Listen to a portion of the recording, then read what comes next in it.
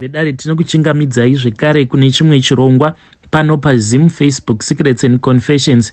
Tadzoka zvekare nemamwe messages. Regedzai tibva tapinda messages edu atadzoka takakubatirai. Hanzi hello mukomanashi, please post for me makaviga uchitupa changu. Inini ndiri musikana ane makore 19 years about to get married. Asi mukoma hana yangu ndinonzwa hana yangu ichirova because a few years ago ndakatombozamawo kuti ndinge ndichiita mwana apo pandainge ndichiri ne16 years, but ndakabva ndatadza kubatira pamuviri. Ndakazama kuita mwana nevarume 4 vandainge ndichidanana navo at the same time. Inini ndakatanga kusangana pabonde nevarume apo pandainge ndichiri ne13 years. Ndakangokura ndiri mwana uya wekuti ndaisatombonzwisisa, and I think kuti zvinhu izvi zvinenge zvakandi affect because ndakatanga kuita bonde ndichiri mwana mudiki chaiye. Ndakatanga kunwa doro when I was very young, ndichiputa fodya. Izvi ndaizviita vabereki vasingazvizivi. Ndaingoti ndabuda ndichienda kumastudies, saka kugeto kwedu kwatinogara kune zvimabridge zviya. Saka ndainge ndiine vamwe varume avo vandaipota ndichienda kunogara navo, avo vanenge vaine maskadi avo. Dzimwe nguva vanenge vane madoro chaiwo malaga, saka vaibva vazondipa, but ivo vaizoti since iwewe wanwa doro redu unofanira kuti unge uchizorara nesu. Varume ava zvavaiita vaisarara neni at the same time. Taingopinda mubridge ne1 uyo anenge andisarudza after tanwa doro, tobva tangopinda muzvimadrainage zvezviya, tobva tatoita bonde. Apa vamwe vaya vanenge vachitotamba makasa avo vakagara pabridge. Ndaiti kana ndikapedza kuita bonde newandinenge ndaita naye, kana paine umwe anenge acheukawo akanakidzwa nezvatinenge tichiita, iye anenge akatomirira obva atouya obva atotanga kutoita bonde neni. Pavarume vose ava vandaita navo bonde hakuna kana umwe zvake ainge achimboshandisa dziviriro. Then pane pamwe pandakangokaruka ndatanga kurutsa, then umwe wevarume ivavo akabva azononditengera madiscipline achiti ndainge ndichida kubatwa nenyongo. Saka ndakabva ndanwa madiscipline ose ari 4. Mukoma ndikabva ndatanga kubleeda.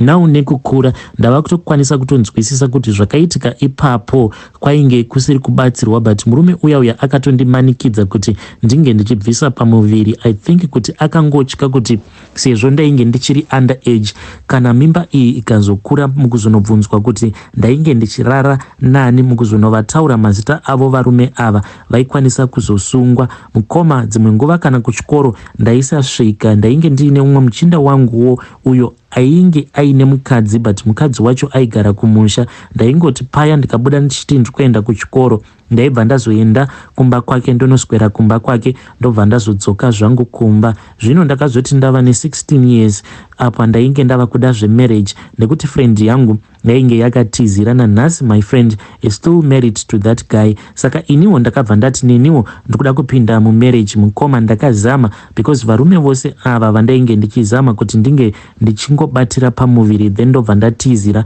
vose vakandikoniwa, vakatadza kundipa pamuviri. Now 3 years later, I am now 19 years. Ndine marriage yakatondimirira mukoma, but ndinonzwa ndichitya kuti what if ndikazopinda mumarriage umu vabereki vangu vadya mari yemunhu uyu, then ndobva ndazotadza kumuzvarira, hazvizondi affect here?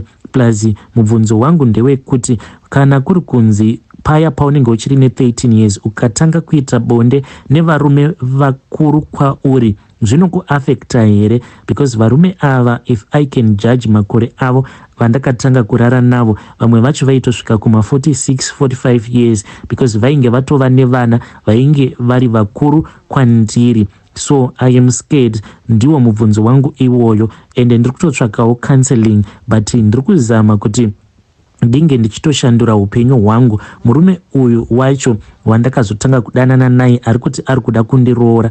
Mukoma ndakatomupfugamirawo nemabvi angu ndikati, Mwari, zvitadzo zvangu zvose ndimi munozviziva. I know kuti ndakaita zvinhu zvakashata in my past, but I am ready to move on with my life. Then Mwari ndopavakabva vazondisanganidzana naye murume uyu, and tinopinda tose at the same church. Hey, vedare ndo message iyo yandakatumidzirwa ichibva kune mwanasikana uyu. Hanzi ndakanamata ndikati, Mwari ndipewo another chance. Ndikapiwa imwe chance, but ndinotya manje kuti sezvo ndakambozama kuita mwana zvakangoma hazvo vedwe ndiwo ama 2000 here kuzama kuita mwana nevarume 4. Saka mwanasikana uyu dai akazoita nhumbu aizozviziva here kuti ava ndo baba vemwana uyu, because airara navo varume ava at the same time achiti as long as ndakwanisa kuita nhumbu ndobva ndazosarudza uyo wandinokwanisa kuzotizira depending nebhegi rake raainaro. Zvakangoma hazvo vedwe ama 2000. Rekedzaiti vataenda panyedu inotevera. Nyedu inotevera yakamira sekudai so. Hanzi makati zvenyu mukomanashi, ndinokupira kuti munge muchindipostirawo nyaya yangu makavikawo chitupa changu. Inini mukoma kubva zvandakangosanganawo nechannel yemaconfession pandakazotanga kuteverera nyaya idzi dzemaconfessions, ndo pandakabva ndazotanga kuti 1+1 equals to 2. Ndava kuona kuti vabereki vangu dzimwe mari dzavainadzo inini ndava kuita kamwe kadoubt, because ndava kuona sekunge vabereki vangu dzimwe mari dzavainadzo dzinenge mari dzemushonga chete nekuda kwezvimwe zvinhu zviri kuitika. Zvinhu izvi zvakatanga 3 years ago. Soon after hanzvadzi yangu our first born aroora, iye akangoti achingonoroora mai guru vachiuya kuzogara pamba, neniwo ndokubva ndazoroorwa mukoma. Ndakangoenda ndikanogara kumba kuya nemurume wangu, but zvinhu hazvina kuzombofamba zvakanaka, because murume aingoti kana akauya pandiri pamusoro pangu kuzoita bonde neni, murume aibva atanga kuita mafits sekunge munhu ane iya yavanoti pfari, then obva atodonera pasi. Saka takambotanga tichiita zvinhu izvi in secret, kudzamara ndazotoona kutoti munhu uyu anokwanisa kundifira, because pane umwe musi paakazodona zvakashata. Musi iwoyo taida kuita bonde, takaita zvekumira, saka akabva aita pfari iya akaita mafits, ndokubva azonorovera patable. Ndikabva ndabuda ndichimhanya ndichidana vabereki vake. Saka ivo vakabva vazoti zvinhu izvi they were quite strange, because ivo vainge vasingazivi mwana wavo achiita mafits akadai so. Ndokubva vazoti vainge vachida kufamba, sezvo isusu mukoma takakurawo tichinamatawo kupendekostal. Ndo patakabva ndazotaura naamai, amai vakabva vachidzoka kuno titaure. Ndakangoti ndichingonodzokera kumba, amai vakabva vapopota, ndokubva vazotorana nemusikana webasa, vakabva vazoenda vakanotora hembe dzangu, vakati handina mwana wangu anoendeswa mun'anga ini. This was before amai vatanga kutiitisa zvinhu izvi zvisinganzwisisike. We live a life yekuti amai havatitendedze kuti tinge tichiita mafriends. Ndakatongokura nditongori munhu uya wekuti hanzvadzi dzangu ndo vainge vari mafriend angu. Pamba pedu paisatendedzwa kusvika kana anyone mukomanashi. Tainge tichingoziva kuti pamba pedu tinongoswera tiri isusu nemukomana webasa zvekare nemusikana webasa, then maparents angu aizouya usiku. Pamba pedu pamba paya pekutoti vanhu vemuarea medu havatombozivi kuti vabereki vangu vanoita nezvei. Zvino zvakazoitika mukomanashi ndezvekuti ivo vabereki vangu pane pavainge vakaenda kudeeper life, vakati variko kudeeper life kuya ndakabva ndazoenda kubathroom, because taiona zvedu mamovies inini nehanzvadzi dzangu. Saka pandakanzwa kuda kunorasa mvura, ndokubva ndafamba ndichibuda muliving room ndichienda kunorasa mvura. Saka bathroom yepamba pedu zvairi iyo door rayo riri padhuze nepa bedroom door revabereki vangu. Saka pandakada kunopinda mubathroom ndakabva ndaona kuti this is very weird, because vabereki vangu ivo vakangoti pamutemo wekuti door ravo rinogara rakanzi kuvharwa zvekare rinenge rakakiwa. Saka pandakariona rakavhurika apa ndichiziva kuti vabereki vainge vari kudeeper life, ndakabva ndati zvimwe kuda mune munhu apindamo. Ndakati ndichingonopinda mukoma, I saw even stuff that were even more weird, because ndakabva ndaona kuti painge paine mari ma-US dollars avo ainge akawaridzwa pamusoro pembedha. Ndikabva ndati but ambori aniko iyeye uyo anowaridza mari pamusoro pembedha. Ndakafamba ndichienda pambedha paya, ndokubva ndanhonga 100 US. Asi ndakati ndichinongononhonga 100 US, vabereki vangu ndokubva vandifonera. My dad called me, vakabva vati ivo vainge vakanganwa kukiya bedroom door ravo, so I had to make sure kuti ndarikiya. Vakabva vanditi makii vanomachengeta pasi pemubhedha. This was even more weird. Ndianiko anochengeta makeys pasi pebed? So ndakabva ndazodongorera pasi pemubhedha ndokubva ndaona makeys aya, ndikabva ndazongobuda mumba ndava kutya kutora mari iya yandainge ndichida kubira vabereki vangu, ndokubva ndadzokera zvangu kusitting room kwainge kuine mabrothers angu, but hapana kana wandakamboudza about this stuff. So iyo hanzvadzi yangu yakaroora about 3 years ago. Saka hanzvadzi yangu payakaroora akabva aroora mudzimai wake amai guru ava, ivo vanoenda kumasowe. Saka pakabva pazova ne-a big tension iyi mukomanashi yainge iripo pakati pangu, amai vangu nemuroora, because ivo amai vakatanga vachandikocha even pandainge ndiri kumurume. Amai vaindikocha zvekuti ndinge ndichiitira muroora uyu utsinye, because isusu sezvo tiri maPentecostal vainge vachingonditi vanhu ava vanoita zvekumasowe vanoshandisa mamarine spirits. Saka vaiti iwewe ndikuda kuti tinge tichimudzinga munhu uyu because she is satanic. Ndakamushungurudza mukoma for a very long time.